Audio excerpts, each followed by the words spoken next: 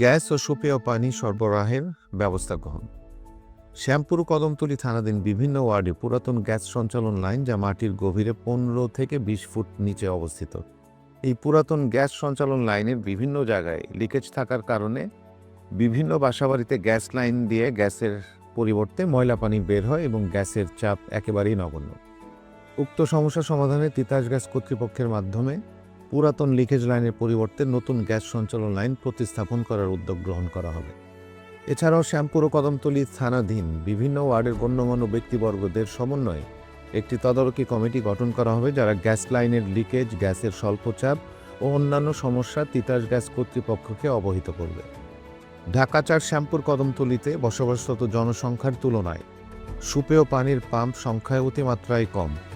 এলাকার জনসংখ্যার অনুপাতে বিভিন্ন ওয়ার্ডে ওয়াসা কর্তৃপক্ষের মাধ্যমে নতুন নতুন পাম্প স্থাপন করার উদ্যোগ গ্রহণ করা হবে।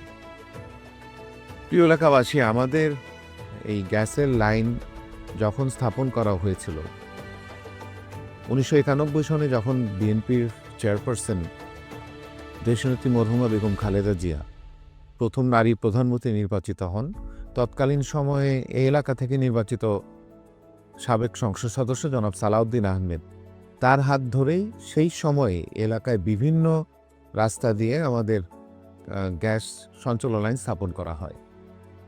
কিন্তু আজকে এতগুলি বছর পরে দেখা যাচ্ছে এই গ্যাস লাইনগুলি আমাদের এলাকার প্রায় 15 থেকে 20 হাত মাটির নিচে চলে গিয়েছে। বর্তমানে তীব্র গ্যাস সংকট দেখা দিচ্ছে এলাকায়। আমাদের নারীরা, বিশেষ করে আমাদের মা বোনেরা দিন রাত গ্যাসের চুলার সামনে যেতে হয় চেক করার জন্য যে গ্যাস চুলায় আসছে কিনা। কিন্তু দেখা যায় যে সারা দিন রাত যাওয়ার পরেও গ্যাস থাকছে না, এবং গ্যাস না থাকার কারণে আমরা প্রতিনিয়ত গ্যাস বিল দিয়ে যাচ্ছি। পাশাপাশি অন্যদিকে আমরা ইলেকট্রিক চুলা ব্যবহার করতে বাধ্য হচ্ছি, অথবা আমরা এলপিজির গ্যাস সিলিন্ডার ব্যবহার করতে বাধ্য হচ্ছি। তা আমাদের পরিবারের খরচ বেড়ে যাচ্ছে। কিন্তু আমাদের দেশের মানুষ, আমাদের এই এলাকার মানুষ তো অর্থনৈতিক মুক্তি পায়নি। আমাদের এই সমস্যাকে গুরুত্ব দিয়ে আমরা বিভিন্ন উদ্যোগ গ্রহণ করব। ইতিমধ্যেই আমি 3 বার তিতাস গ্যাস লিমিটেডের যে এমডি, ওনার সাথে দেখা করেছি। উনি আমাদেরকে আশ্বস্ত করেছেন যে সরকার ইতিমধ্যেই আমাদের ঢাকা নারায়ণগঞ্জের যে গ্যাসের মেইন লাইনটি আছে, তারা নতুন করে, যেহেতু লিকেজ তারা ঠিক করতে পারছে না, তারা নতুনভাবে গ্যাস লাইনটি প্রতিস্থাপন করবেন। সেটির মাধ্যমে আমাদের যে তীব্র গ্যাসের সংকট দেখা দিচ্ছে, আমরা মনে করছি যে এই গ্যাসের সংকট থেকে আমরা উত্তরণ হতে পারব। এছাড়াও আমাদের এলাকায় ঘনবসতি হওয়ার কারণে বর্তমানে যে সুপেয় পানির যে ওয়াসার পানির পাম্পগুলি আছে, সেটা অতিমাত্রায় অভন্য।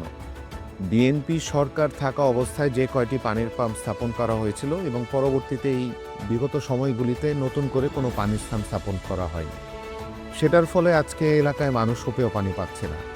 আমরা ইতিমধ্যে তিতাস গ্যাস সহ আমরা ওয়াসার সাথে কথা বলেছি। আপনারা জানেন যে ফ্যাসিস্ট সরকার পদ্মার পানি খাওয়াবে বলে যে আরএফএল-এর পানির লাইন আমাদের এলাকায় তারা স্থাপন করেছে, সেই পানির লাইনটিও কিন্তু আমাদের এলাকার সকল মানুষ পায়নি। আমরা ওয়াসার সাথে ইতিমধ্যে কথা বলেছি।